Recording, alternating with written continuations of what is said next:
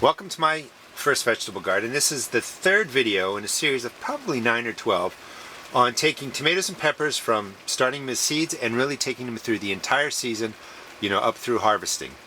So we're into the third video. Last episode I talked about peppers. I moved these out of these seed cells into cups. I'll give you an update on those. I also planted my tomatoes. They weren't ready when I shot that video on February 29th. So today is the 19th. About 3 weeks later, the tomatoes are up. So I'm going to talk about feeding them, taking care of them in these cells. They're not ready to be transplanted quite yet. And also just show you some things that I do to take care of these through, really, let's see, today's the 19th, really through the next 6 weeks, because they won't be ready to go into the ground because it's too cold out still. So first thing is you figure out when you want your tomatoes and your peppers to go into your ground, and you count backwards. And you really want 50-degree nights. They're warm weather plants. If the nights stay cold, these aren't really going to grow out in your yard. You can put them out early, but they're going to just sit there.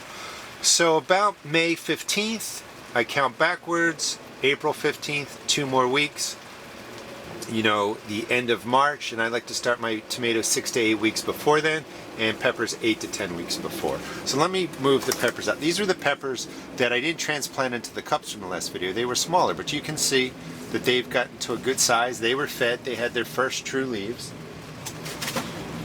I'm going to show you the feeding for the tomatoes. Now the tomatoes, again, were planted on the 29th, and I planted 2 per cell, and most of them came up, and I'm going to split these up just like I did the peppers. But here are the true leaves. That's a true leaves in there. So these have been growing now 3 weeks. The true leaves are showing, and that's really when it's time to feed them. You can feed them a little bit sooner. You could feed them into the 4th week if you want to. Now the soil on top of here is still wet. That's when I usually recommend you water. I usually recommend to water when the tops dry out, but in this case for the video I'm going to use quarter strength processed fertilizer. You can use organic fertilizer, but if you use organic fertilizer, you have to make sure it has the N, the P, and the K, the 3 main macronutrients: nitrogen, phosphorus, potassium. This processed fertilizer has all the microelements too. It's real easy to use, there's no smell, and it's processed, and all that means is it's processed into a form the tomato plants can use it right away, or the pepper plants can use it right away. And that's why it's in a soluble form. Once it's mixed with water, it can go to the plant roots. The roots will take it right into their system. If you use an organic fertilizer, it has to be soluble. You don't want insoluble fertilizer for these plants. The insoluble means it doesn't mix with water. It has to be broken down by the soil bacteria, and there's not much bacteria in starter mix, for it to be available for the plant. So I like the soluble fertilizer, the processed fertilizer. I just fill this up about 1/4 of the way, and this is also how you bottom water. And it's pretty straightforward. When the first sets of leaves get to about this size, they've been growing 3 weeks, somewhere between 2 and 4 weeks, you can start feeding them with a soluble fertilizer, organic or processed, whatever you want. I would feed them maybe once a week. You might notice in my videos I vary what I say, because nothing's set in stone. You don't need to do this every time you water, once a week, every 2 weeks at the most, and that will take care of your plants and give them the nutrition that they need. These probably will need to grow about another, maybe another 2 weeks before I move them into cups. Now, when I did the pepper video, the planting into the cups, you'll notice, or remember maybe, that I split them up in different ways. This was a plant that was just roots when I transplanted it. This was half of a root ball when I tore 2 plants in half. This one came out of when I had 3 or 4 in a little cell, and I had to break all the starting mix off and just drop the roots in. And so what I wanted to show you, these were started on January 31st, transplanted on 3/5, so 14 days later, this is what they look like. The root ball, when you just take out a single plant, we're not going to keep that. When you take out a single plant, and plant this, that's considered planting the whole root ball. When you have to split it down the middle, you tear that in half, and when you have to take 3, 4 plants out, you're really breaking it up and it's just the roots. So anyway, the root ball, where is it? Right down here. This is the full root ball. This is half of a root ball, and this is just the roots. And this one actually looks the best. These are all jalapenos, so it's the same plant. But you see, in either case, the same process, the plants survived and they look pretty good. Now, one thing that's important with peppers and sometimes tomatoes is you're going to get a purpling on the stem. That's perfectly good, fine. That's a healthy plant. It's growing well. Sometimes the stems get purple on peppers. Sometimes the stems of the leaves also get purple. You usually don't see much purpling in here, but don't worry about if you see the pepper color. Now, 2 weeks later,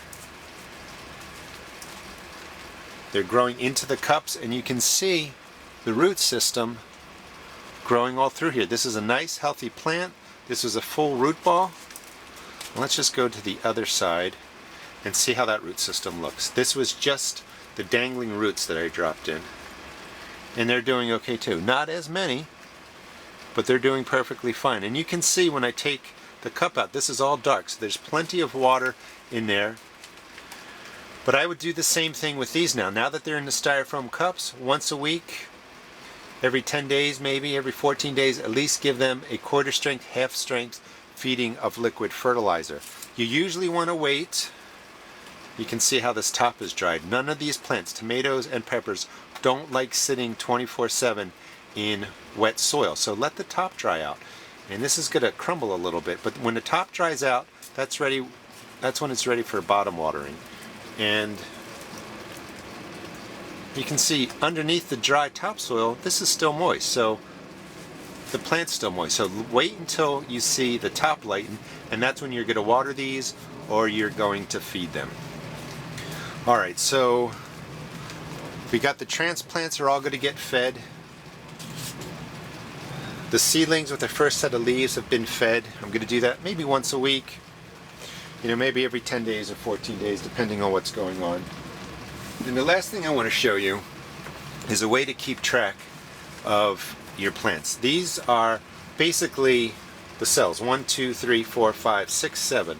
1, 2, 3, 4, 5, 6, 7. Each one of these have one variety of plant in there, and you label them. It's really important. You will forget Tiny Tim on 229. I also label the back. Sometimes water will seep through here and wash it off, or sometimes sun fades it out. But I have Tiny Tim, Red Robin, Subarctic, Silvery Fir, Bush 506, Glacier, and Siberian.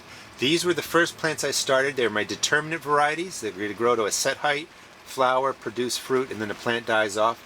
Or they're my dwarf variety. So I wanted to get them started now because they're going to go into my containers.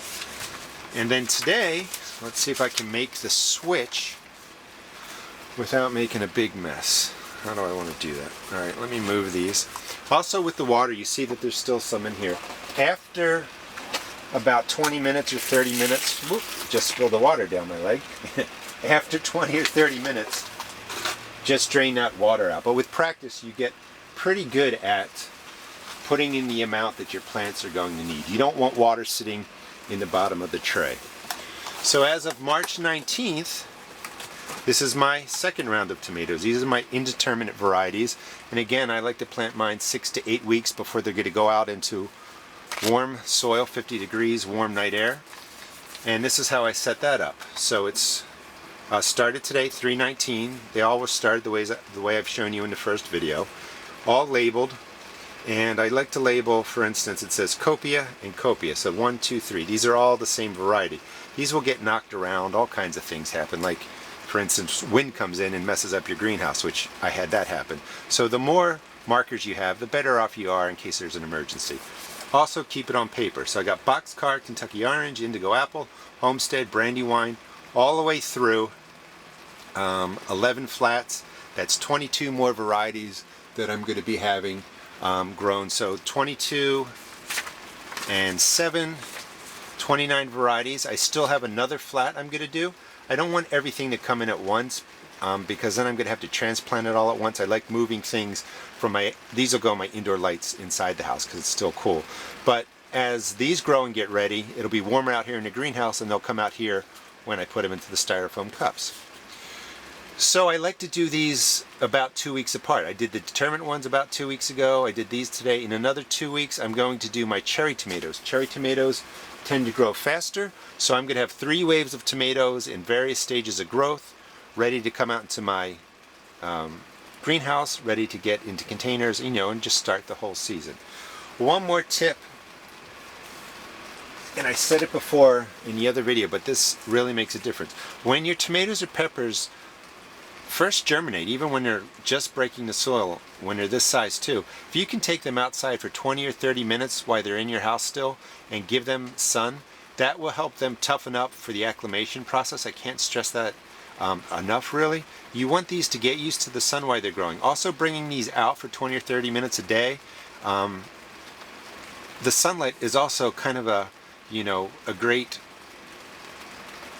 antiseptic, so to speak, that if there's fungus or mold growing, the sun really kills that off. So the sun really makes a difference. And then finally, I want to talk about fungus and insects. You've seen me in the videos using the neem oil. This was down by the heater because I want it to stay warm so that the oil mixes nicely with the water. Anyway, this is 2 teaspoons of neem, 3 teaspoons of Castile soap. And neem oil is great for controlling fungus gnats. It's great for taking care of some fungus and molds. So shake it up well, and I'm just spraying the top of my soil now. This will help slow down and prevent fungus and mold. It would also be there if any fungus gnats come and lay eggs, and that is one method you can use. The other method I've used before was cinnamon. Cinnamon really doesn't, as far as I know, take care of fungus gnats or insects. It could repel them a little bit, but it's great for fungus and mold. And you just sprinkle it right on the surface after planting. Somebody asked me, can you mix this into the soil? And the answer is I don't know. I'd have to experiment, because I'd wonder if the cinnamon would inhibit in any way the growth of the root system. I don't know. I've always used it right on top, just like this. And you can see it's not much cinnamon. But it will help manage fungus and mold. It's not 100% effective, but it really does work. And when you water this, you want the top of the soil, before you water it, you want the top of the soil and the cinnamon to dry, and that helps manage mold and fungus too. If you always keep the top wet by watering it, watering it, watering it, you're going to grow more fungus and more mold. Let the tops dry out. It will be okay, because when this top dries and kills off, you know, the mold and fungus that are growing because they don't have any water, water stays down here. So as soon as you see that dry, you know, a day or two later, water from the bottom, your plants will be perfectly fine. Alright, so that was the third video. I got my second wave of tomatoes in. I showed you what it looks like when you want to feed them. You want to look for the first sets of true leaves. You want to make sure you water your peppers after the tops dry out like that, so you're not keeping them too soggy. And that should keep you on track for having great transplants 6 or 8 weeks from now. Please check out my blog at www.therustedgarden.blogspot.com, and also check out my YouTube videos. Thanks.